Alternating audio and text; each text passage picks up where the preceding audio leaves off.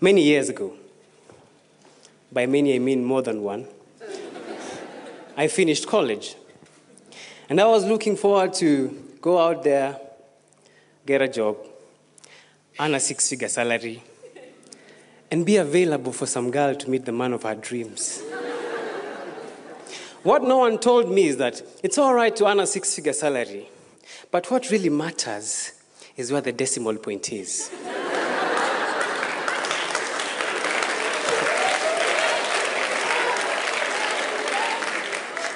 The job came. I was handpicked by Safaricom while I was still in college, but I had to go through the recruitment process. On 2nd of May, which is my birthday, I accept M-Pesa, I waltzed through the gates of Safaricom. Young, ambitious, hungry, and ready to earn a 6-figure salary. During the interview, I was asked how much pay I expected, and I said 100,000 shillings after tax. That was bold, huh? One interviewer looked at me, paused, and asked, "What if on top of that, we give you a full medical cover, assign you a car and a driver? What do you think of that deal?" And I said, "Wow, are you kidding me?" And she was like, "Yeah, but you started it."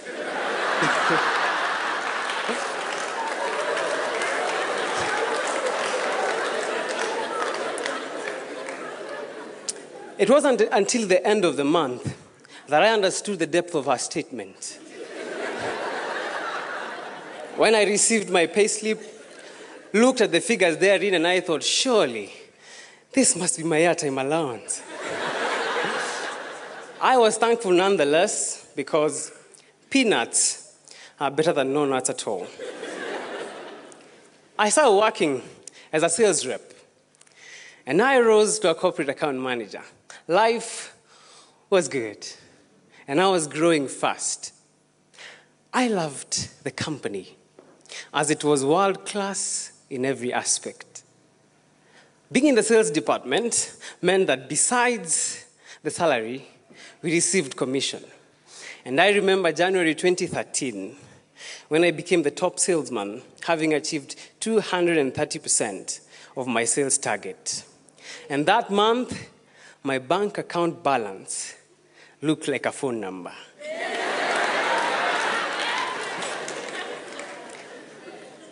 Have you been at a point in your career when everything seems to be working for you?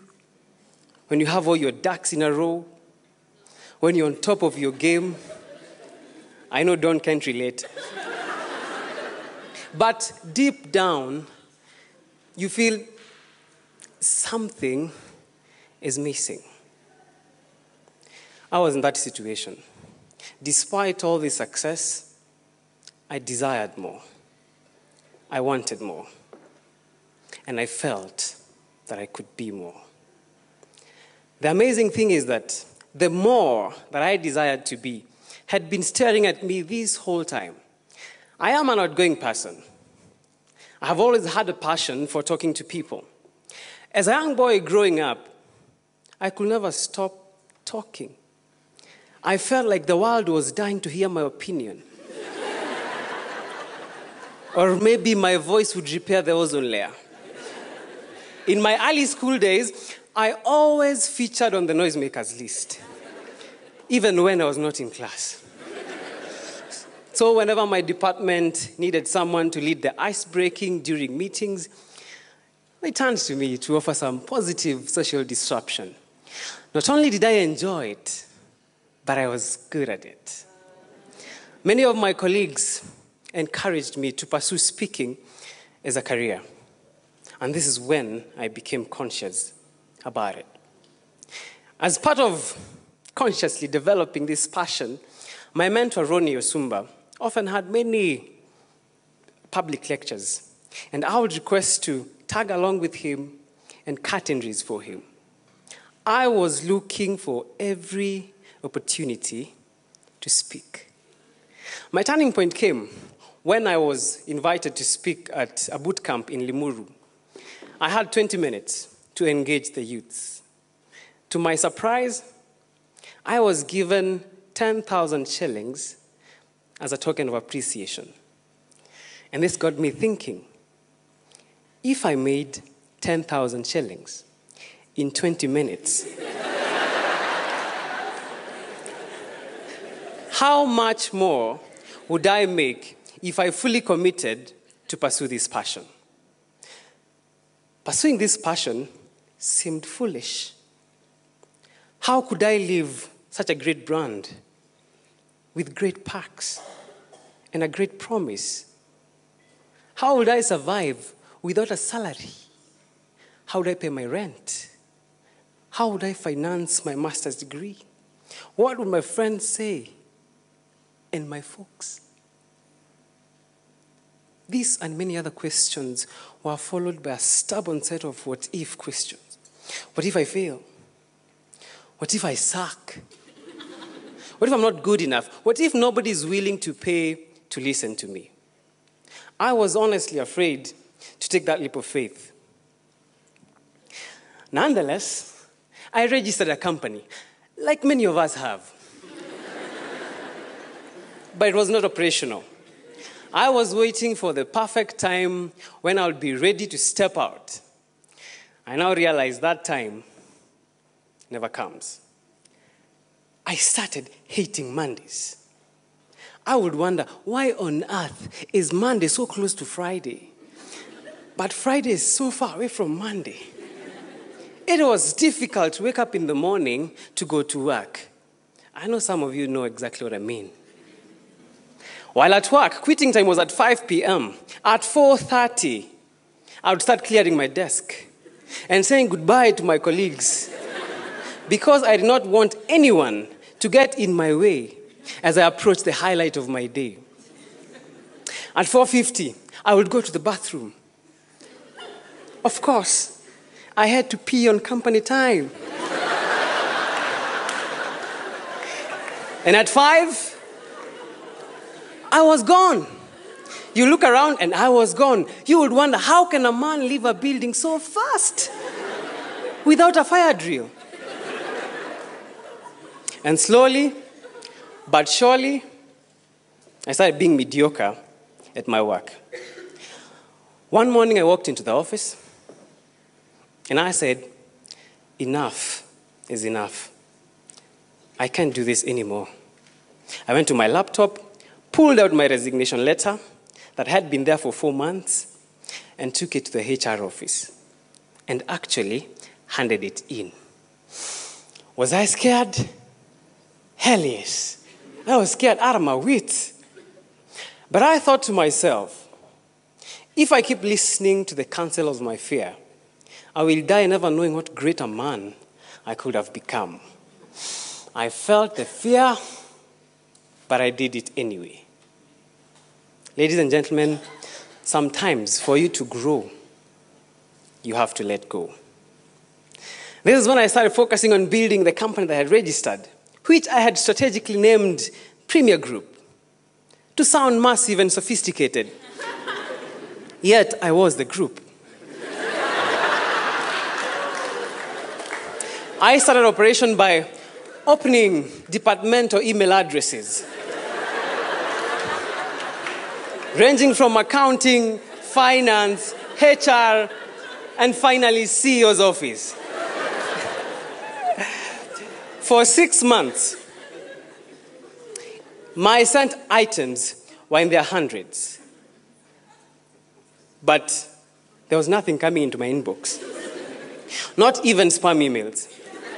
The only emails in my inbox were the ones I was sending to myself to find out if this thing is still working.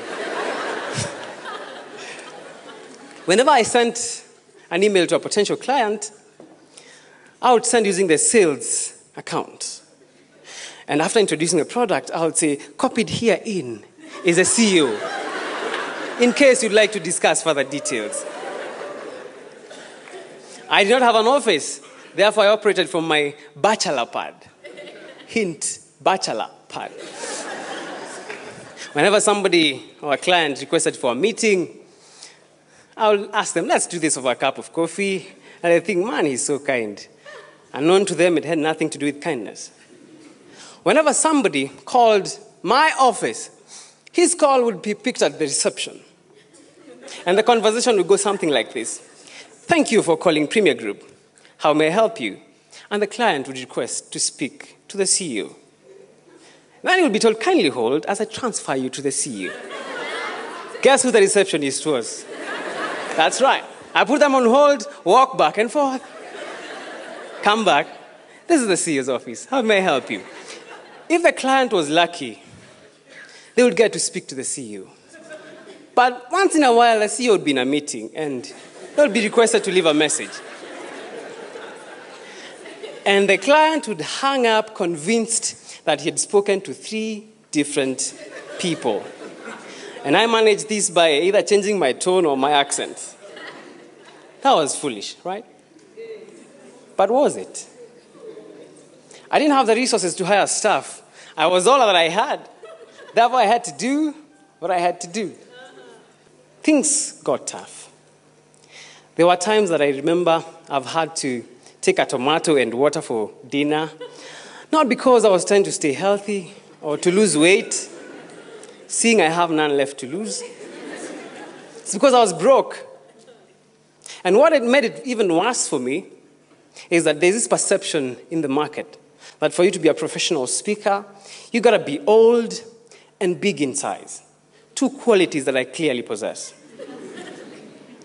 My breakthrough came when I was called by Safaricom to give a motivational talk at an event. Never burn your bridges. It went really well. They gave me a recommendation letter.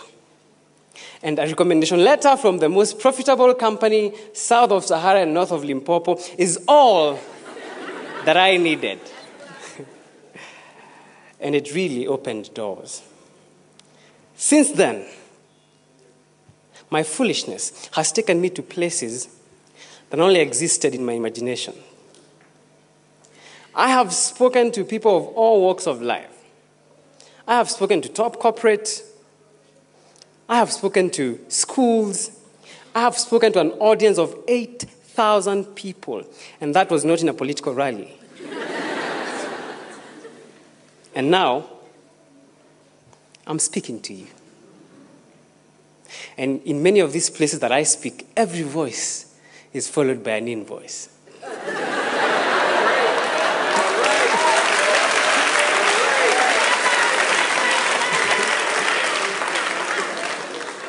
My foolishness has also led me to publish 3 books. Meet people that I never thought I could meet.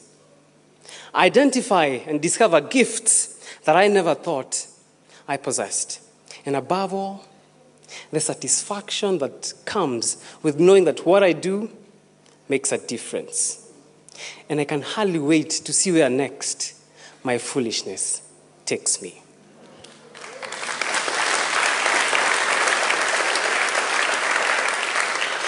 Do I consider myself a success? No. I ain't what I want to be. I ain't what I should be. But I am glad I ain't what I was. And seated in this room this evening are men and women who probably desire more. Whatever your more is. And maybe you're stuck because of fear. Here is the greatest lesson that I have learned throughout my journey.